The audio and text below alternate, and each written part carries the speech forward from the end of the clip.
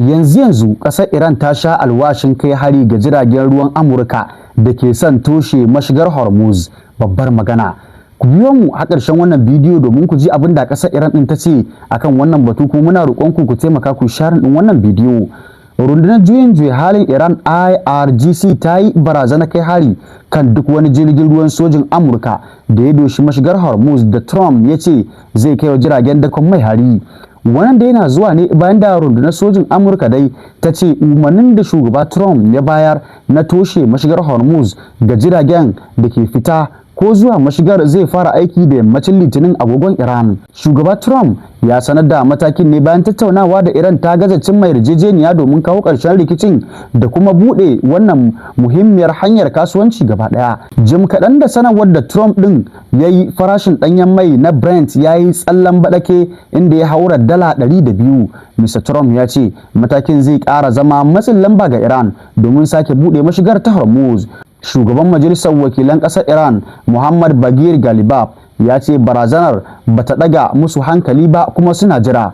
Idan mai waya ta miliyan 2 ya zo zai maka burga da tasa, to karka wani damu, kai ma kana da Carlos 17 Pro Max. Domin wannan wayar, wanda ya sai wayarsa miliyan 2, da kai da za ka sayi wannan wayar ta naira 150 kacal, ba kowa bane zai iya gane bambanci tsakanin taka da tasa.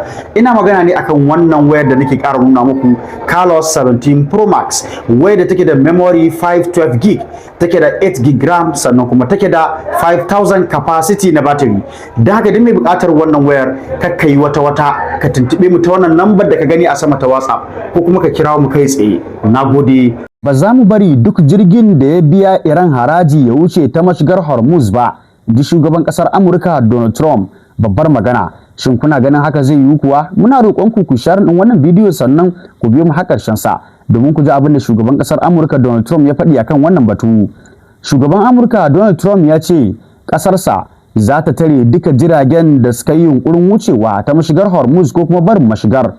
A cikin wani dogon sako da ya wallafa a shafinsa na sada zumunta, Trump ya ce ganawa da wakilan Amurka da na Iran suka yi a ƙasar Pakistan ta tafi daidai tun da fari, inda aka amince da sharɗa masu yawa, amma da aka zo kan batun nukiliyar Iran komai ya rushe, wanda kuma shine muhimmi. Shugaban ƙasar Amurka Donald Trump ya ci gaba da cewa tattaunawar ta kai matakin amincewa da wucewa ta mashigar Hormuz, amma Iran ta ki amincewa da hakan, inda ta ce wai akwai nakiyoyi da ta dasa a wasu guraren da babu wanda ya san su sai ita kadai. Shugaban na Amurka ya ce ya umarci rundunar sojin ruwan Amurka ta hana duk wani jirgin ruwa da ya biya haraji ga Iran wucewa ta gurin. Sannan ya ce sojojin ruwan na Amurka za su fara lalata nakiyoyin da Iran ta dasa a cikin ruwan mashigar. Duk jirgin da ya biya haraji ga Iran ba za mu bari ya wuce lami lafiya ta mashigar ba, kuma duk ɗan Iran ɗin da ya kai mana hari ko kan wani jirgin ruwan zaman lafiya zai fuskanci fushinmu, ji shi. Ya ci gaba da cewa nan fa da jimawa ba za mu fara rufe mashigar. Me za ku bayyana dangane da wannan batu?